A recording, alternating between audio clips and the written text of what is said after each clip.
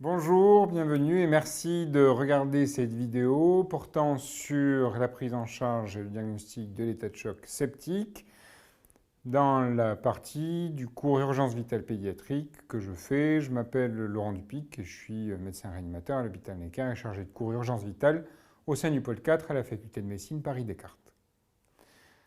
Comme on l'a pu le voir sur les vidéos portant sur les états de choc généralité, l'état de choc septique est une entité qui résulte d'une inadéquation entre les besoins et les apports en oxygène au sein de l'organisme, inadéquation qui, compte tenu d'une agression d'origine microbienne, altère la capacité de transport de l'oxygène de l'organisme sur les différents secteurs. Ainsi, au sein de l'état de choc septique, du point de vue physiopathologique, on peut avoir une altération de la fonction cardiaque avec une chute du débit cardiaque. On peut avoir une altération du fonctionnement des vaisseaux avec une hypovolémie relative, car ces vaisseaux vont installer une chute de leur résistance avec une vasoplégie. Et enfin, même si par les moyens thérapeutiques que vous allez mettre en œuvre, vous mettez à disposition l'oxygène au sein de l'organisme, la cellule sera dans l'incapacité à pouvoir l'extraire, avec une altération de la SVO2 et une augmentation du lactate.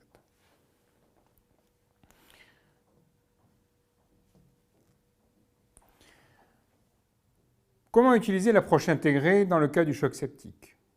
Utilisation une fois que vous avez vu si votre enfant était gravement malade, avec une altération de son comportement, de sa coloration. Vous regardez ses voies aériennes. Sont-elles libres, sûres, obstruées? Vous regardez le B avec la fréquence respiratoire, le travail. Et enfin, nous arrivons au C. Vous utilisez la boîte à outils FC, fréquence cardiaque et 4P, pouls, perfusion périphérique, recherche de signes de précharge, pression artérielle, afin de diagnostiquer l'insuffisance circulatoire.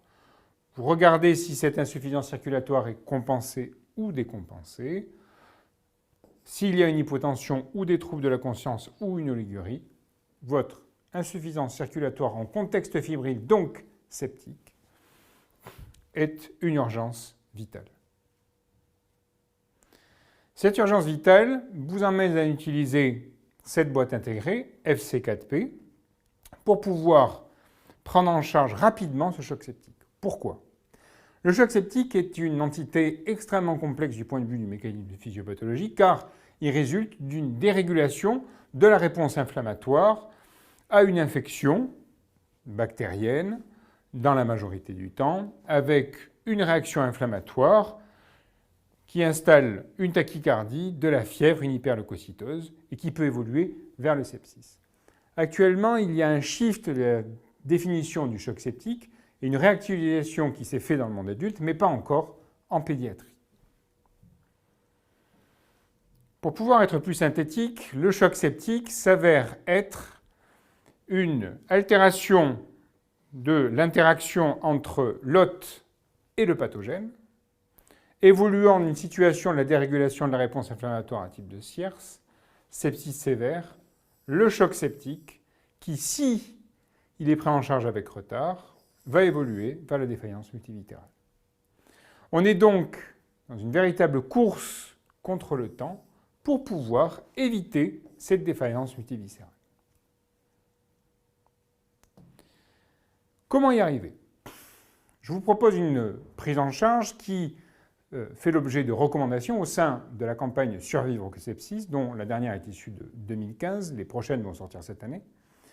Ces recommandations sont basées sur une prise en charge extrêmement rapide qui vise à rétablir une hémodynamique et mettre en place une antibiothérapie. Dans les 5 premières minutes, vous allez devoir reconnaître cliniquement l'état de choc septique par l'utilisation de la boîte à outils FC4P. Après avoir ouvert les voies aériennes, mis en place l'oxygène et un accès veineux, ou si vous n'y arrivez pas, l'accès intraosseux,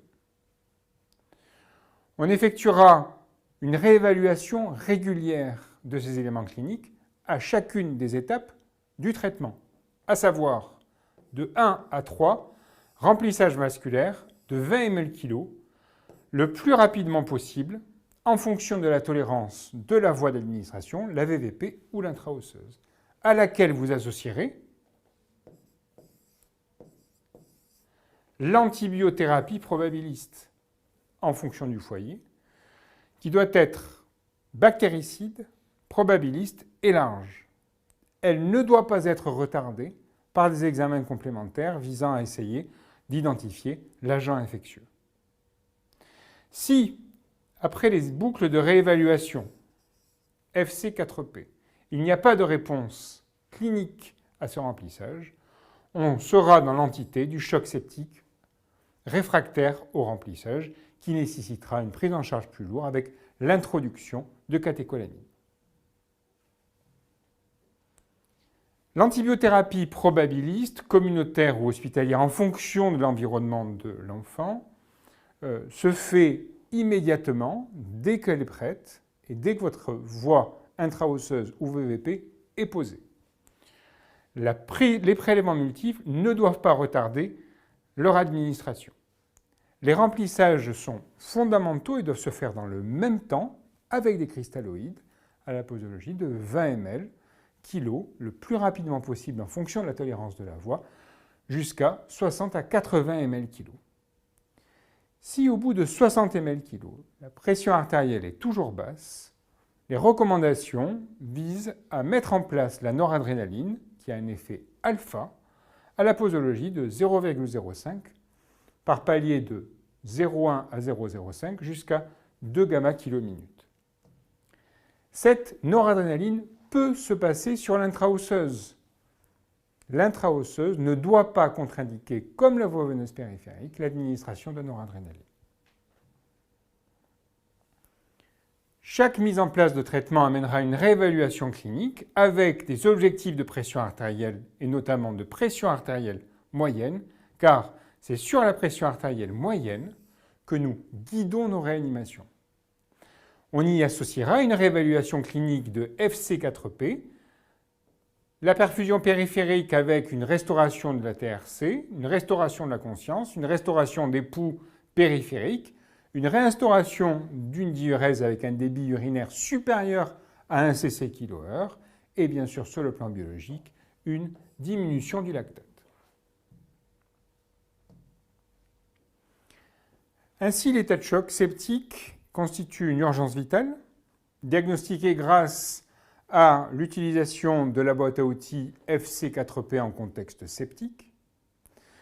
Les troubles de la conscience et l'hypotension signent le caractère vital et de la rapidité. Cette prise en charge clinique se fait cette prise en charge précoce se fait à objectif clinique ciblé et les boucles de réévaluation seront d'autant plus rapides que la situation est décompensée. Ainsi, l'état de choc septique, en 10 points, est une urgence vitale qui associe FC4P des signes d'insuffisance circulatoire en contexte fébrile. La survie dépend de la reconnaissance précoce des signes. On recherchera systématiquement les troubles de la conscience et l'hypotension qui signent la décompensation de l'état de choc. La prise en charge clinique, thérapeutique est guidée par des objectifs cliniques ciblés, FC4P, TRC, lactate. On n'hésitera pas à poser une intra-osseuse si les VVP sont difficiles à poser.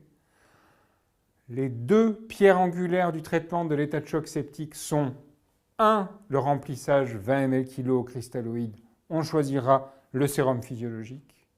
2. L'antibiothérapie probabiliste précoce. Et si il ne répond pas sur le plan hémodynamique au remplissage, ne pas hésiter sur une VVP ou sur l'intra-osseuse à mettre en place de la noradrénaline.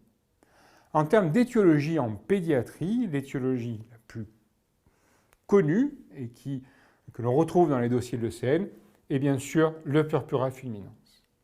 Les bilans biologiques dans le cadre du choc septique se feront une fois que l'enfant sera stabilisé, visent à faire un bilan de la défaillance multiviscérale et bien sûr le bilan étiologique. Si vous avez des questions, n'hésitez pas à me les faire parvenir par mail à laurent.dupic@aphp.fr. Je vous remercie d'avoir suivi en totalité cette vidéo et j'espère vous retrouver sur d'autres vidéos.